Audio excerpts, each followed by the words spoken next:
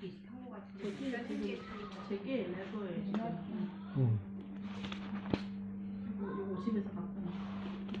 네, 오늘은 예레미야 23장 상당히 긴 장입니다. 한 40절까지 있는 아주 긴 절인데 상당히 중요한 이야기가 좀 있습니다.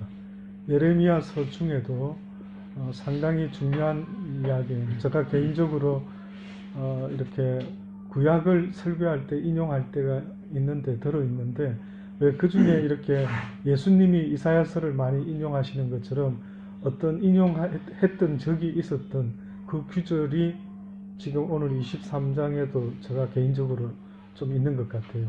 그래서 그만큼 좀 뭔가 이렇게 중요한 듯한 이야기들이 좀 있습니다.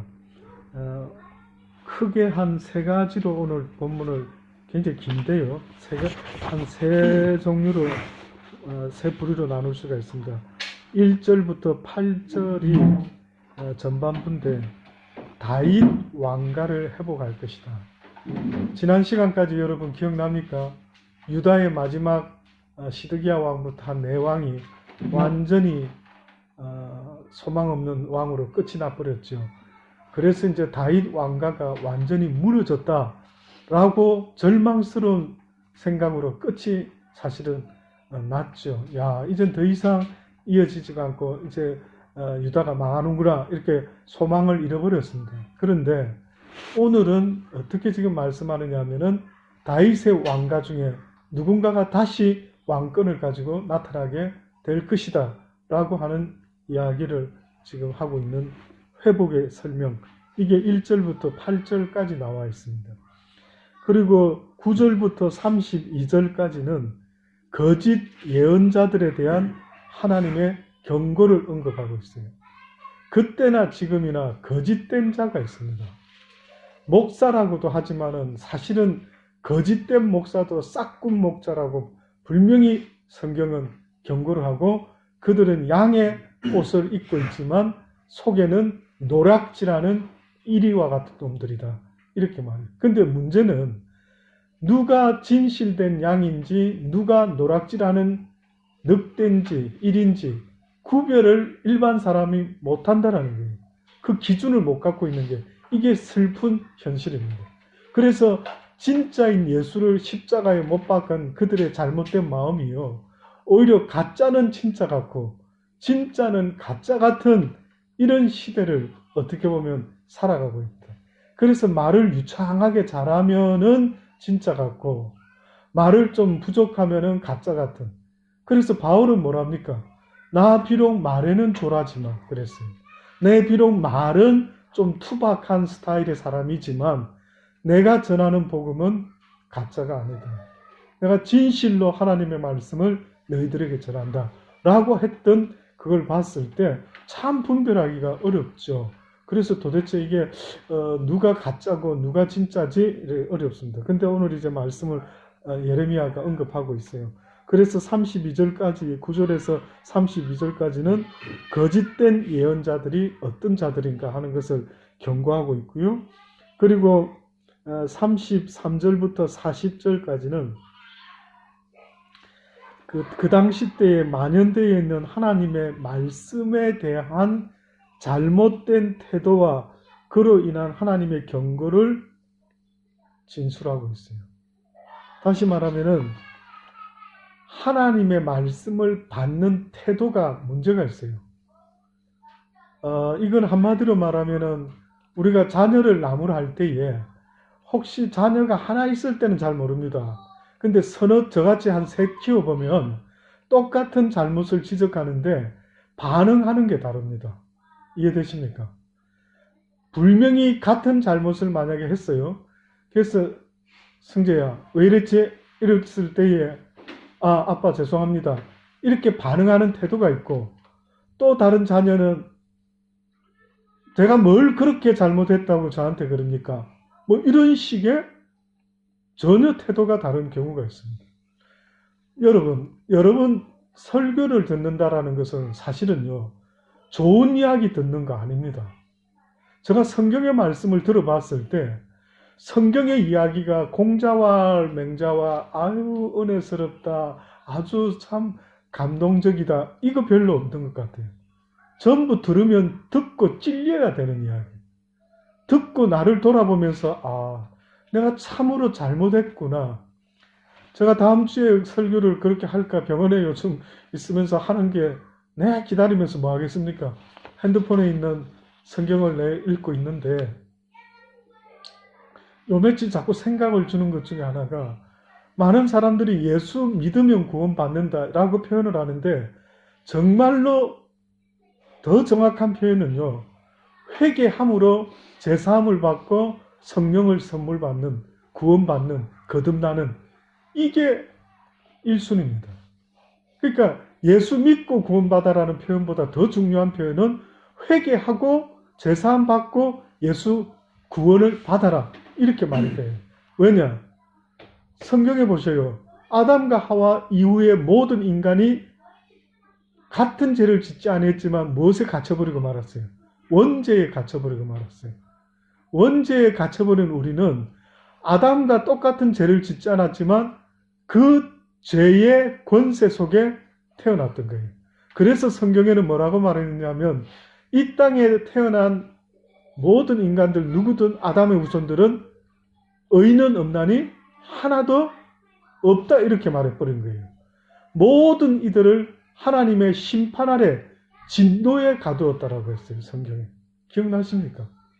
우리가 성경을 볼 때 사실은 듣기 좋은 말만 골라서 자꾸 봐서 그렇지, 그 반대 것만 골라 찾아보면요, 굉장히 무섭습니다. 아, 이런 말이 다 있었나? 이런 게 상대적으로 많이 있어요.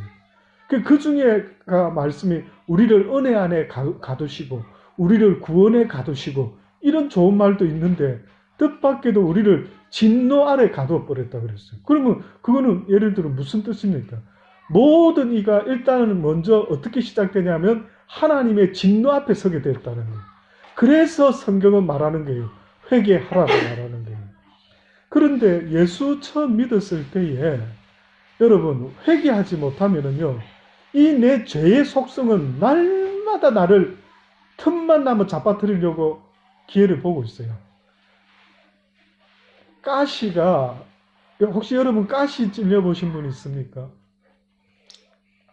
가시가 큰 거 찔린 거는 뽑기가 쉽습니다. 그렇죠? 혹시 작은 가시 찔려보셨습니까? 작은 가시가 찔리면은 눈에는 보이지 않는데 어떻게 알 수 있습니까? 예, 만지면 따끔따끔해요. 안 만지면 잘 못 느껴요. 근데 건드리면 아파요. 그래서 이게 가시가 있구나를 알게 되죠. 여러분, 여러분이 회개해야 될 죄인이라는 걸 어떻게 알 수 있느냐 하면, 여러분과 우리의 삶 속에서 평화로울 때는 표가 잘 안 나요.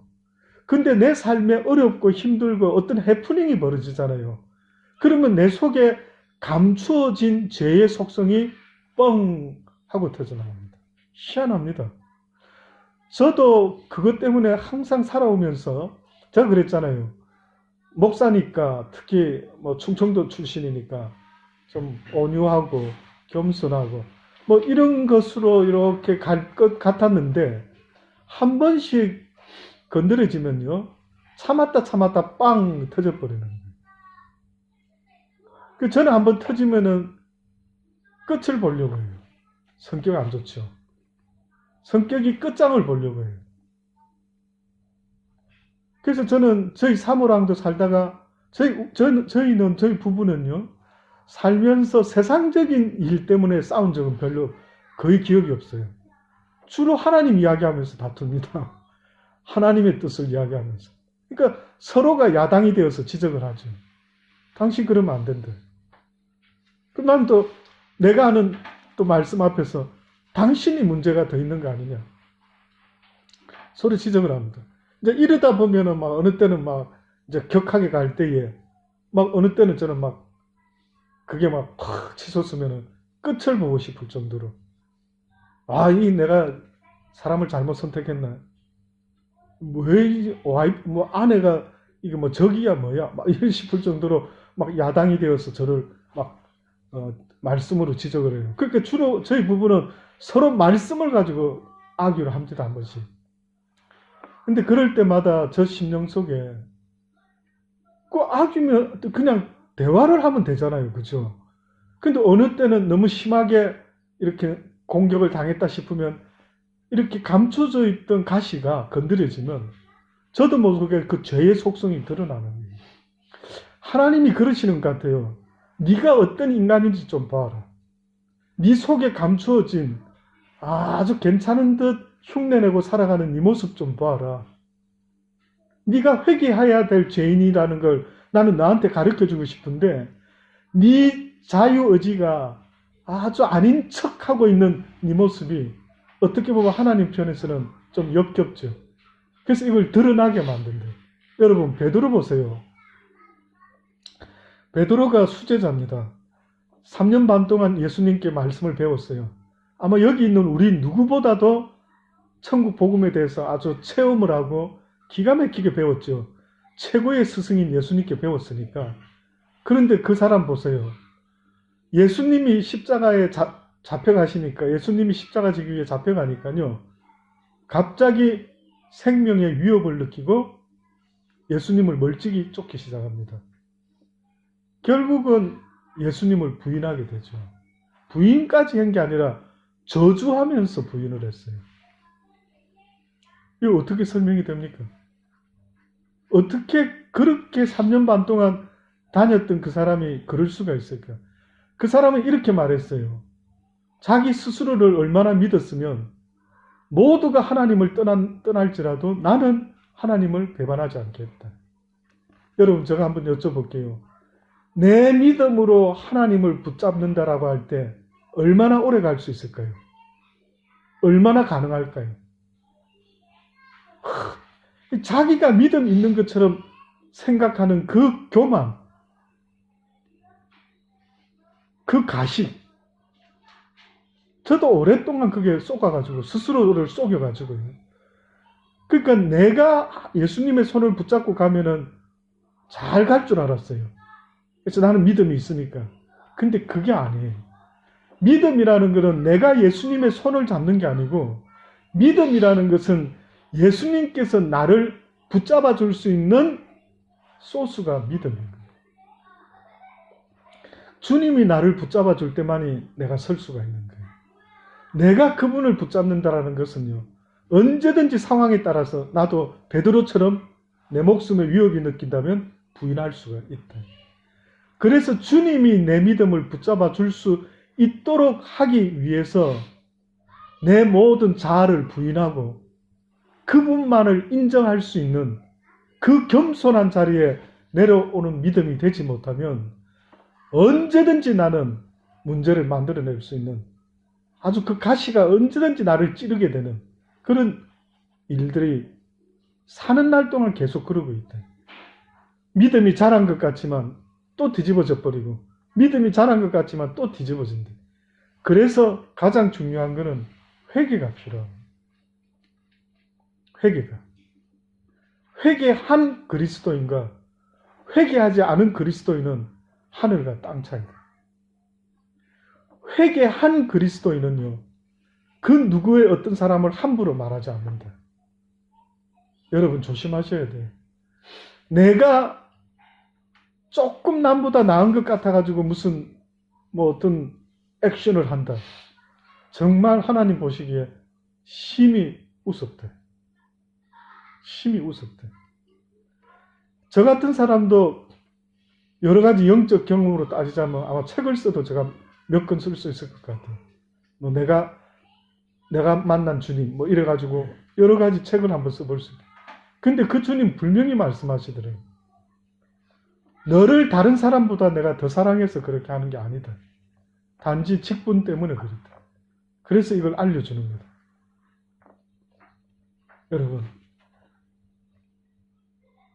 죄인인 것을 고백한 신앙인이 안 되면은요, 교회 안에서 다툼이 계속 일어나게 돼요.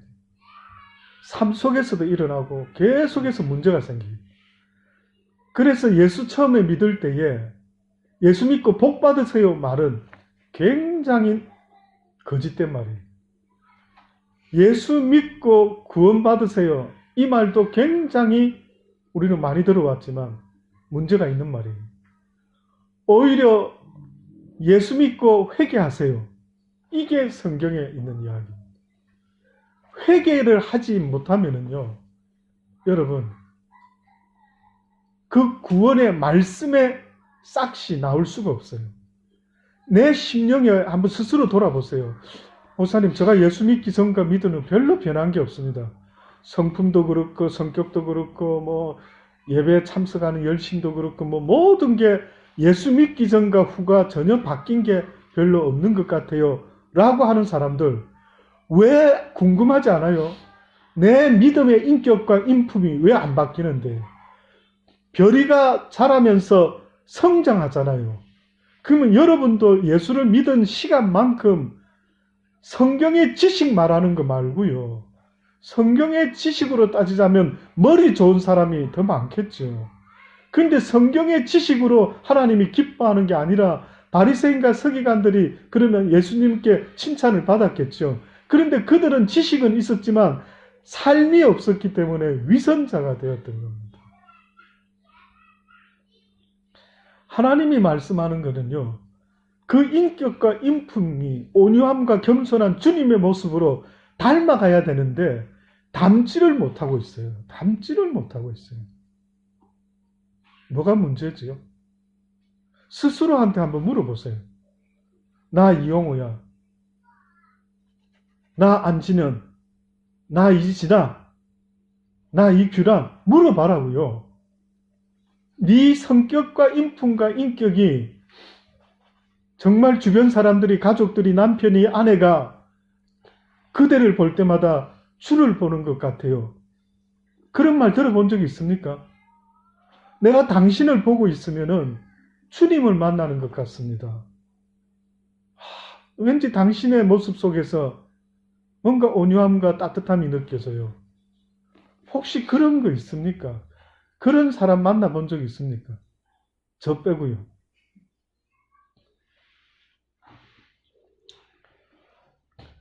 사람은 영물입니다. 그렇죠? 사람의 뭘로 여러분은 누구를 대하면 이러죠. 어머, 저 사람 참 젠틀하다. 어머, 저 사람 참 친절하네. 온유하네. 따뜻하네. 사람이 참 좋네. 오늘 제가 병원에 딱 앉아 있는데요. 어떤 못 보던 남자가, 처음 온 남자가, 계속 만나는 사람도 있고, 오늘은 저하고 나이가 비슷해 보이는 어떤 아랍 쪽 사람 하나가 왔어요. 근데 보니까 부침성이 있고 사람이 걸걸하더라고요. 근데 저 옆에 딱 앉더니만 앉자마자 저보고 인사를 하면서요. 자기 오늘 처음 왔대. 저보고 며칠 얼마나 됐냐 물어봐요. 난 3일 됐다. 자기는 처음 왔다고.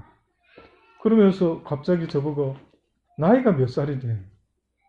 또 그런 질문 또 처음 본 사람한테 그걸 왜 물어보는가 모르겠어요. 그럼 제가 55이다 그랬더니만 자기는 52이래. 나보다 자기가 내가 3살이 많대. 또 그러더니만 좀 있다가 무슨 일을 하느냐? 교회 목사다 그랬더니만 그러냐고. 자기는 무슬림이라는 거예요. 예. 자기는 무슬림이라는 거예요.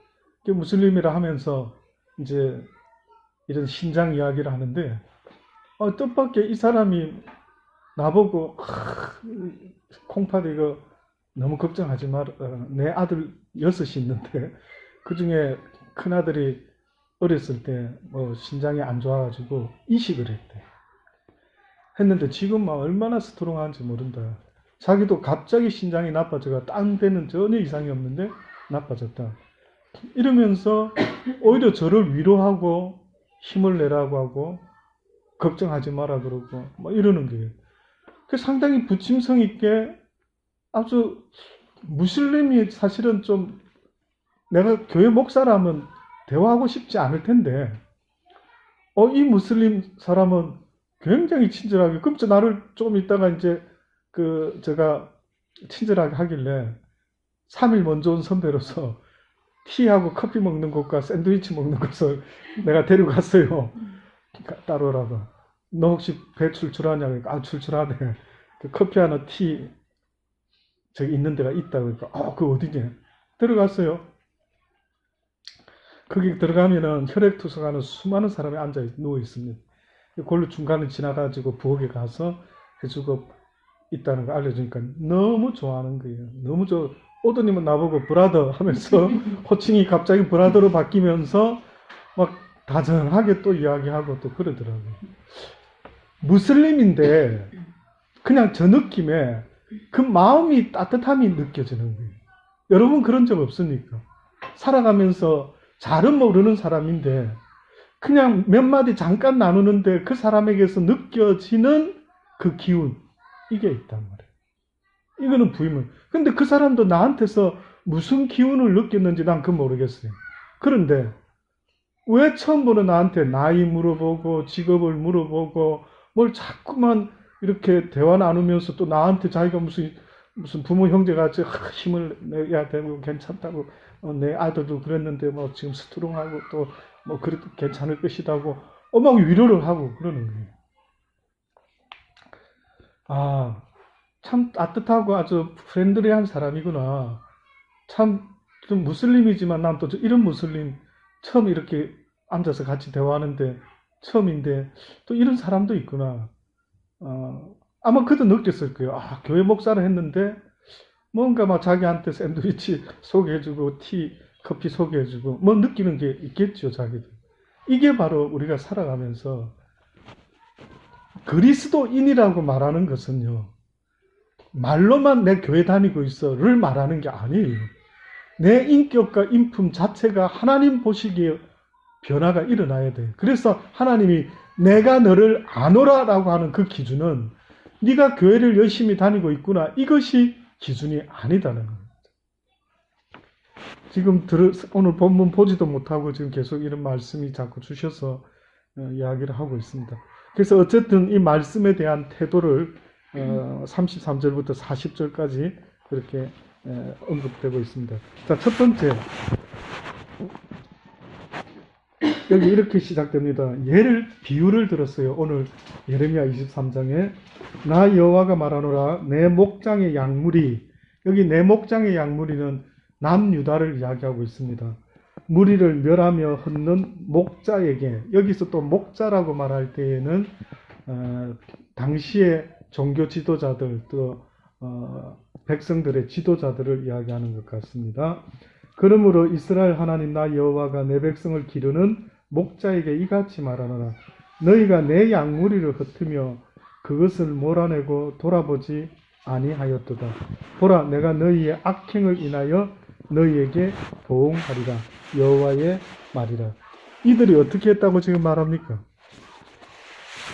이들이 남유다의 이 백성들을, 양무리들을, 하나님의 양들을 흩었다라고 합니다. 어떤 면에서 오늘 이 시대에 우리한테 말씀하는 것과 똑같죠. 지금 달란트 교회 성도들이 이용호 목사 양무리일까요? 하나님의 양무리일까요? 하나님의 양무리입니다. 오나가 저가 아니에요. 저는 청직이지 여러분을 관리하고 도와드리고 보살피고 주님께 인도하는 그런 청직이지 내 양이 어떻게 보면 아니다. 하나님의 양. 그래서 우리가 잘 알죠.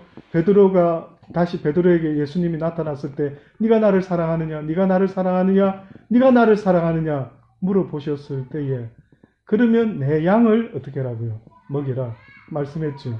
그러니 하나님의 양, 하나님의 백성들이지 그 누구의 개인 목사의 문 대통령의 백성은 아니다. 내가 내 양무리에 남은 자를 그 몰려갔던 모든 지방에서 모아내어 다시 그 무리로 돌아오게 하리니 그들의 생육이 번성할 것이라. 다시 말하면은 완전히 끝나는 것이 아니고 이제 회복하게 될 것이다라는 것을 이야기를 지금 하고 있습니다. 근데 과연 회복이 되긴 됩니다. 나중에 스룹바벨 왕을 통해서 다시 바벨론에 잡혀갔던 이 모든 또 유다 백성들이 또 풀려나는 때가 되지요. 오기는 오죠. 그것도 있겠지만 여기서 지금 말하는 궁극적인 해방은 어느 때 오느냐면 바로 예수 그리스도라고 하는 다윗의 뿌리, 다윗의 자손, 다윗의 왕가를 잇는 왕 중의 왕이신 분이 나타나서 우리를 온전한 회복으로 이끌어가는 때가 오게 될 것이다라는 것을 말씀하고 있습니다.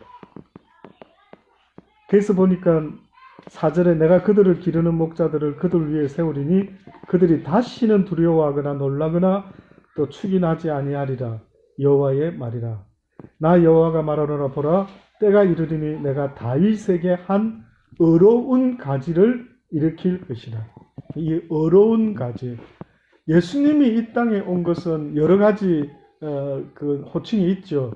평화의 왕, 샬렘의 왕, 예루살렘의 왕 있는데 그 중에서도 그 의미 속에서 어떻게 보면 중요한 것은 이 의입니다. 의를 나타내기 위해서 오는 겁니다. 의는 상대적으로 어떤 자에게 지금 말하고 있는 걸까요? 만약에 지금 하나님이 내가 의로운 왕을 보내리라 이럴 때는 지금 이쪽 분위기가 뭐길래 하나님이 의로운 왕을 말할까 이거죠. 그걸 생각해 볼 필요가 있습니다. 다윗에게서 한 의로운 가지를 일으킬 것이라. 그가 왕이 되어 지혜롭게 행사하며 세상의 공평과 뭐라고요? 정의를 행할 것이다. 뜻밖이죠. 어떻게 보면 세상에 사랑을 행할 것이다. 뭐 이렇게 말할 것 같은데 뜻밖에도 공평과 의를 행하게 됩니다. 그래서 예수 그리스도께서 옳고 그름에 어떻게 보면은 기준으로 회개하라, 천국이 가까웠다 라고 말씀하셨던 이유가 사실은 거기에 있습니다. 그러니까 우리가 옳고 그른 그 회개의 어떠한 말씀에 더 귀를 기울이고 그 어려움 앞에 회개함으로 설 수 있어야 되는데 이 의라고 하는 그 왕 앞에 회개함으로 서지 못하고 무슨 사랑으로 이야기할 때는 핀트가 조금 안 맞을 수가 있습니다. 그의 날에 유다는 구원을 얻겠고 이스라엘은 평안이 거할 것이며 그 이름은 여호와 우리의 의라 일컬음을 계속해서 지금 몇 번이나 의를 말하고 있어요. 의를 한번 생각해 볼 필요가 있습니다. 그러므로 나 여호와가 말하노라. 보라, 날이 이르르니 그들이 다시는 이스라엘 자손을 애굽 땅에서 인도하여 내신 여호와의 사심으로 맹세하지 아니하고 보세요. 다들 지금까지는 이렇게 맹세했는데 8절에 이스라엘 집 자손을 북방 땅 그 모든 쫓겨났던 나라에서 인도하여 내신 여호와의 사심으로 맹세할 것이라. 이게 무슨 뜻입니까? 그전에는 애굽에서 인도하여 내신 여호와 이랬는데 이제는 죄를 짓고 잡혀가 있다가 그 잡혀간 곳에서 그 열방 가운데 쫓겨갔던 나라에서 인도하여 내신 여호와의 사심으로 맹세할 것이라. 이렇게 지금 말씀하고 있습니다. 그러니 지금 이 말씀은 어떤 면에서는요. 예수 그리스도라고 온 열방으로부터 온 민족으로부터 우리를 해방시키실 다윗의 자손 예수 그리스도의 왕권에 대해서 어떻게 보면 말씀하고 있다라고도 볼 수가 있는 겁니다. 이제 9절부터는 이 잘못된 선지자들에 대한 이야기입니다. 이들이 어떤 식의 잘못을 저질렀는가 보니까 선지자들에 대한 말씀이라 내 중심이 상하며 내 모든 뼈가 떨리고 내가 취한 사람 같으며 포도주에 잡힌 사람 같으니 이는 여호와와 그 거룩한 말씀을 인함인데 이 땅에 행음하는 자가 가득하도다. 저주로 인하여 땅이 슬퍼하며 광야의 초장들이 마르나니 그들의 행위가 악하고 힘쓰는 것들이 정직하지 못함이라. 지금 이들이 행음을 한다라는 이 표현은요. 일반적인 그냥 행음의 표현이 아니라 우상 숭배를 말하고 있어요. 우상 숭배. 그러니까 바알 신을 섬기는 그 신전에 늘 말씀하지만 거기는 창기가 있다 그랬죠. 예. 그것과 연결이 되어 있어요. 여호와께서 11절에 보면 선지자와 제사장이 다 사특한지라 내가 내 집에서도 그들의 악을 발견하였노라. 그러므로 그들의 길이 그들에게 흑암 중에 미끄러운 곳과 같이 되고 그들이 밀침을 받아 그 길이 엎드러질 것이라. 그들을 벌하는 해에 내가 그들에게 재앙을 내리자. 여호와의 말이라. 네, 이것이 바로 쭉 이야기 나와 있고요.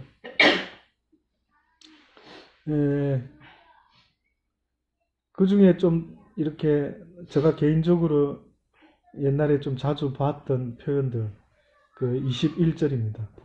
이 선지자들은 내가 보내지 아니하였어도 다름질하며 내가 그들에게 이르지 아니하였어도 예언하였다.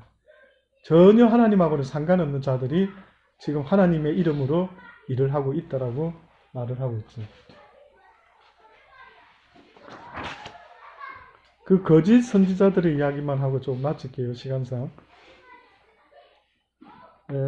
마태복음 7장이 가장 대표적입니다. 7장 15절로부터 27절 사이에 있는 우리가 잘 아는 겁니다. 제가 잠깐 말씀 읽어드릴게요. 신약에 나와 있는 거짓 선지자들의 대표적인 설명인데 거기 보면은 거짓 선지자들을 삼가라. 양의 옷을 입고 저희에게 나오나 속에는 노략질하는 일이라. 그의 열매로 그들을 알지니 가시나무에서 포도를 또는 엉겅퀴에서 무화과를 따겠느냐. 이같이 좋은 나무마다 아름다운 열매를 맺고 못된 나무가 나쁜 열매를 맺나니 좋은 나무가 나쁜 열매를 맺을 수가 없고 못된 나무가 아름다운 열매를 맺을 수가 없다. 아름다운 열매를 맺지 아니하는 나무마다 찍혀 불에 던지운다. 이러므로 그들의 그 열매로 그들을 알리라. 아까 처음 서두에 제가 말씀했죠. 거짓된 자와 거짓되지 않은 자들을 목사님은 어떻게 구별합니까? 거짓 목사, 싹군 목사, 그 다음에 진실된 목사 어떻게 아느냐 했더니만 뭘로 알 수 있다고요? 열매로 안다. 또 물어볼게요. 그럼 열매가 뭡니까? 열매가 구체적으로 그 열매로 안다 했는데 열매는 뭘까요?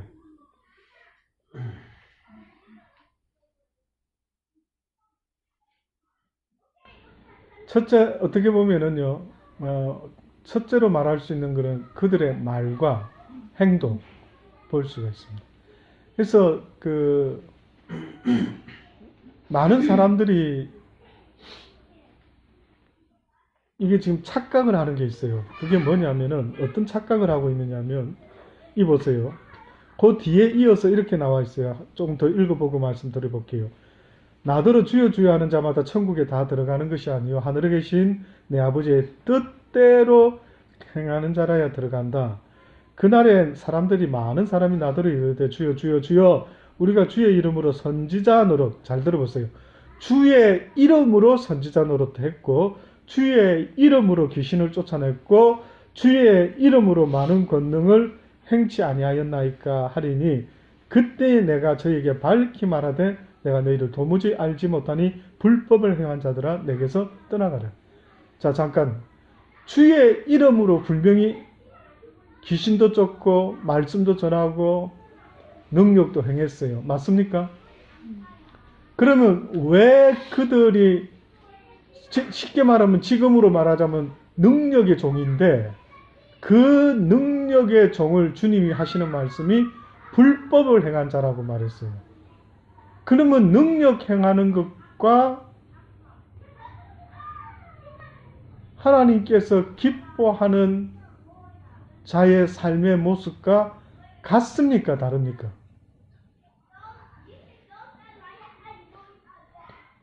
목사라는 타이틀을 가진 자와 삶은 전혀 그렇지 않는 자는 하나님이 지금 뭐라고 하는 겁니까? 나는 너를 알지 못한다. 불법을 해야 돼. 그러면 좀 궁금하죠? 아니 그런데 왜 저렇게 주의 이름으로 귀신도 쫓을 수 있지? 생각해 보세요. 하나님의 뜻을 지금 누군가를 통해서 나타내려고 작정을 했어요. 그럼 누군가를 선택했어요. 선택하신 주인이 쓰다가 버릴 수 있을까요? 한번 쓰면은 못 버릴까요? 버릴 수 있죠. 버릴 수 있죠. 그러면 어떤 사람은 교회 나온 지 얼마도 안 되는데 꿈도 꾸고 환상도 보고 해가지고 막 신학교 막 가가지고 막 속성으로 맞춰가지고 목사 돼가 기도원 차리고 이런 사람들이 있을까요? 없을까요? 있죠. 그러면서 그런 사람들이 하는 말이 나는 꿈을 꾸고 예언도 하고 어쩌고 저쩌고 막 이야기를 합니다. 근데 보세요. 고린도전서 14장 13절에 보면은 그러므로 방언을 말하는 자는 통역하기를 기도할지니 내가 만일 방언으로 기도하면 나의 영이 기도하거니와 나의 마음은 열매를 맺지 못하나니 그러면 어떻게 할꼬? 내가 영으로 기도하고 또 마음으로 기도하며 내가 영으로 찬미하고 또 마음으로 찬미를 해야 된다. 이렇게 말을 하고 있는 게 있어요. 결국은 영으로 기도하는 것은 마음으로 열매를 맺을 수 없다라고 하는 말이 무슨 뜻입니까? 무슨 뜻인 것 같아요, 도대체? 영은 말 그대로 영이에요. 영적인 부분은 하나님이 지금 이 불쌍한 그 누구도 진노 아래 갇혀 있기 때문에 그 누구도 의인이라고 말하기가 심히 어렵대. 어떻게 보면 하나님께서 노아를 택하시는 것처럼 그 누군가를 택해가지고 어떻게 보면 하나님의 뜻을 나타내려고 역사하셨겠죠. 그런데 쓰임을 받는 그 사람에게는 영광이겠지만은 문제는 그 사람 역시도 회개함으로 날마다 주님 앞에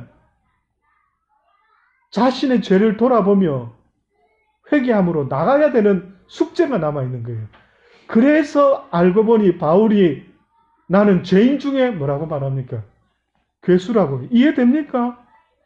아니 바울이 어째서 죄인 중에 괴수예요? 우리는 바울 신학이니 뭐니 얼마나 많은 사람 학자들이 뭐 바울의 신학을 막 추종하고 따르고 난리를 치는데 어째서 바울은 자기 스스로 나는 죄인이래요. 그러면서 하는 말이 내가 많은 사람을 주님께 인도한 이후에 오히려 버림을 당할까 심히 두렵고 걱정된다. 어떤 사람 같습니까, 여러분? 그가 뭘 깨달은 것 같아요? 자기가 주의 일을 한다고 무슨 천국의 티켓을 따놓은 사람이냐 착각하지 않고 있더라고요. 착각하지 않아요. 그래서 많은 사람들이 무슨 자기가 은사 예언 좀 할 줄 알고 뭐 예언 기도하고 방언 기도하고 무슨 신유의 은사가 있고 어쩌고 저쩌고 하니까 하늘나라 앞자리 가는 걸로 착각하고 앉아있는 사람들이 얼마나 많은지 모릅니다. 한번 주변에 보세요.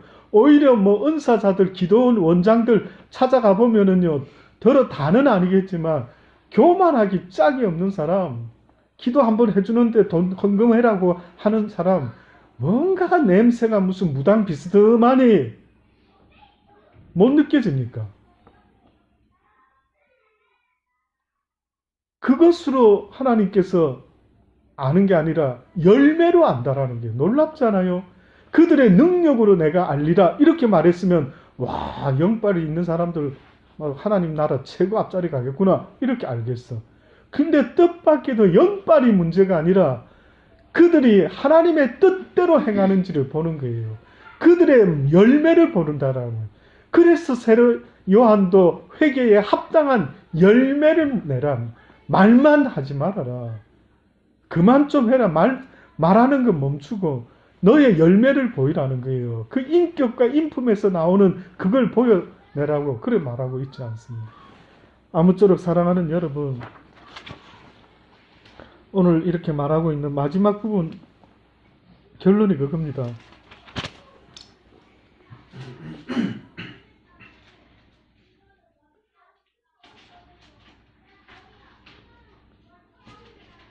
(38절에) 너희는 여호와의 엄중한 말씀이라 말하지 마라. 그러므로 여호와께서 가라사대 내가 너희에게 보내어 여호와의 엄중한 말씀이라 하지 말라 하였어도 너희가 여호와의 엄중한 말씀이라.